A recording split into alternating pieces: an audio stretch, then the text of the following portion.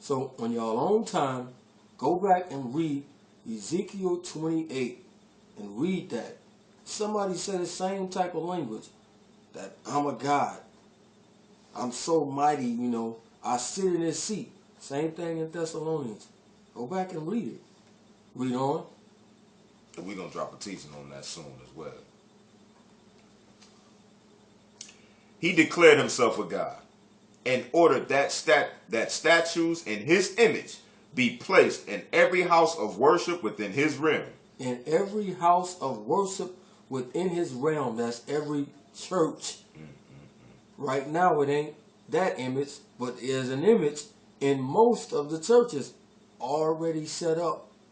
Caesar Borgia, the fake image of Hamashiach, is already set up in the places of worship right now. Read. Including the temple.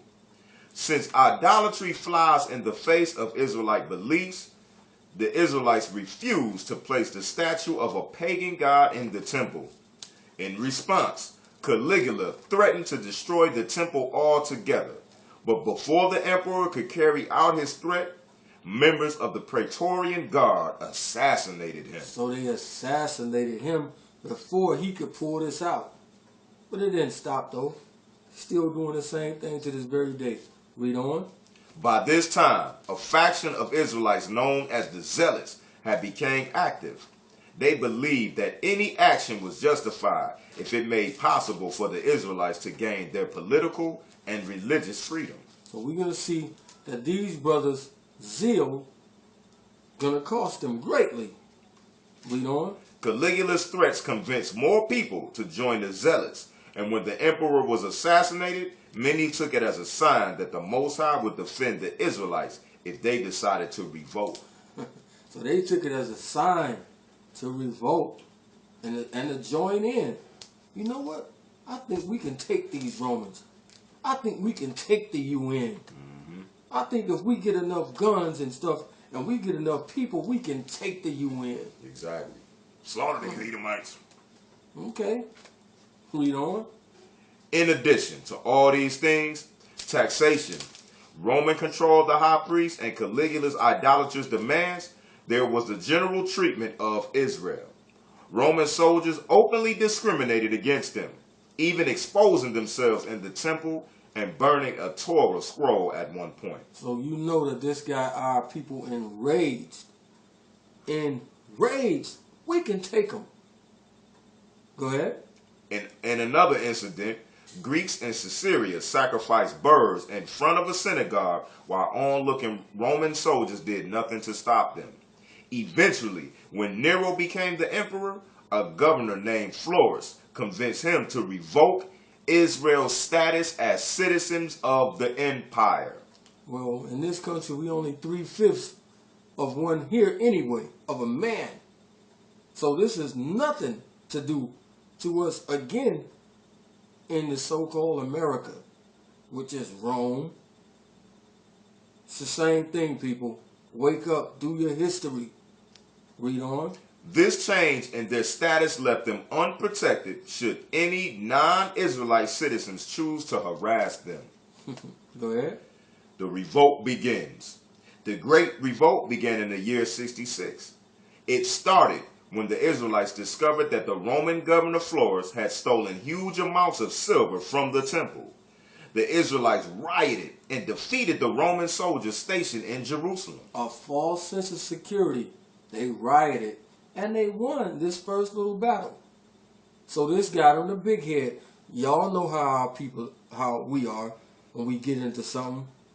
We smash them cats. Right. You see that? We put the mash on them. Y'all know how we do. Read. They also defeated a backup contingent of soldiers sent in by the Roman ruler of neighboring Syria. So they beat the first group and the second group. So they super hyped. Now you could just go back in your mind and you can see it. Man, you can see it. Jumping around, acting a fool, wilding out. Go ahead. These initial victories convinced the Zealots that they actually had a chance at defeating the Roman Empire. So these victories got into them, and now they really believe, you know what? We can beat the UN. We can beat the mighty Romans. Even though they got us slaves here for the longest, we can take them. But let's see, were they obedient? Let's go back to the script.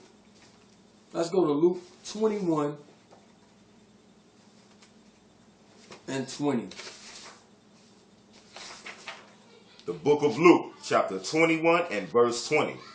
And when you shall see Jerusalem compassed with armies, then know that the desolation thereof is near. So when you see Jerusalem compassed with armies, surrounded with armies, know that the desolation is near. Destruction is near. Read. Then let them which are in Judea flee to the mountains. Stay and fight. Then let them which are in Judea flee to the mountains. So right here, let everybody that's in Judea flee. Get out. Don't stay and fight. Y'all can't beat the mighty Romans. You can't beat the UN. Get out. Read. And let them which are in the midst of it depart out, and let not them that are in the countries enter into. So if you in Jerusalem or Judea, get out. If you outside, don't come back in for nothing. Don't say, man, you know what? I left my chain, my Timberlands and all that stuff. I left that stuff. Don't come back for it. Read. Verse 22. For these be the days of vengeance, that all things which are written may be fulfilled. Go ahead. But woe unto them that are with child, and to them that give suck in those days. For there shall be great distress in the land, and wrath upon this people. And wrath upon this people. Wrath upon our people. Now, in the verses before, he told us, when you see this place surrounded with armies, get out and flee. This is why he said this. Read. And they shall fall by the edge of the sword, and shall be led away captive into all nations. And Jerusalem shall be trodden down of the Gentiles until the times of the Gentiles be fulfilled. So right here, we see they were supposed to get out because this is the time of vengeance. These Romans about to go ham on us. Let's go back to this history. Unfortunately, this was not the case. When Rome sent a large force of heavily armed and highly trained professional soldiers against the insurgents in Galilee, over 100,000 Israelites were either killed or sold into slavery. Wait a minute. So they got them initial 2 little victories because they was fighting low-level people, got themselves geeked up, and now just got 100,000 either killed or sold. Because they was what? Disobedient. Read on. Anyone who escaped fled back to Jerusalem. But once they got there, the zealot rebels promptly killed any Israelite leader who didn't fully support their revolt. Later, insurgents burned the city's food supply, hoping that by doing so, they could force everyone in the city to rise up against the Romans. Sadly, this internal strife only made it easier for the Romans to ultimately put down the revolt. Kill themselves, too smart for their own good, burn up their own food.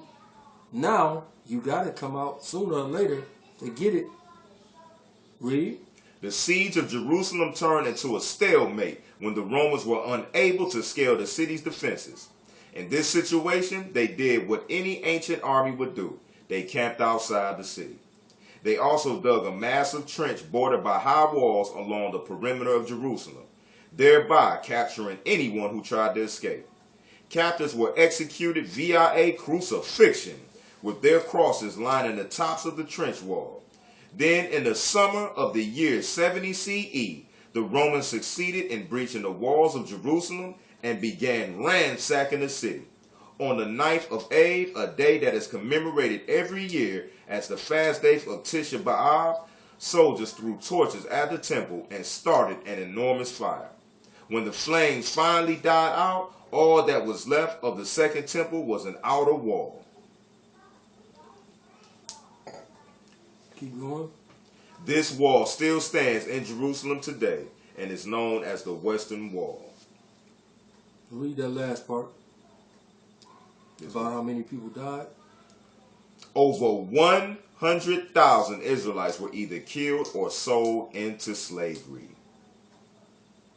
So no, it's the part about the million. Oh, I'm sorry.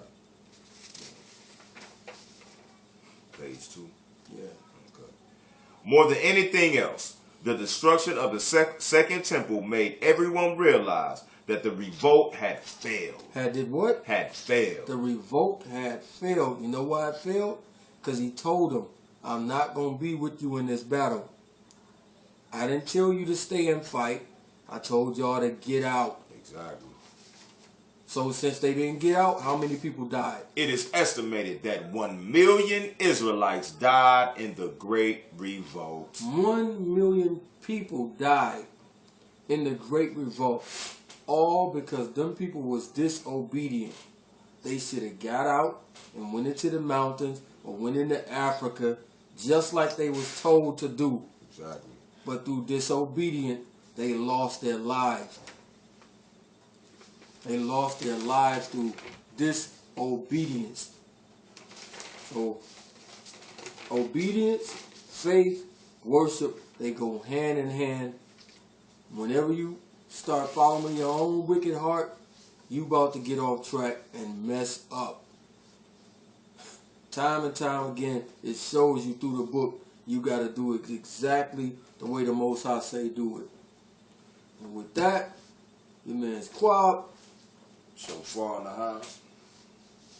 We signing out. Say shalom. Shalom.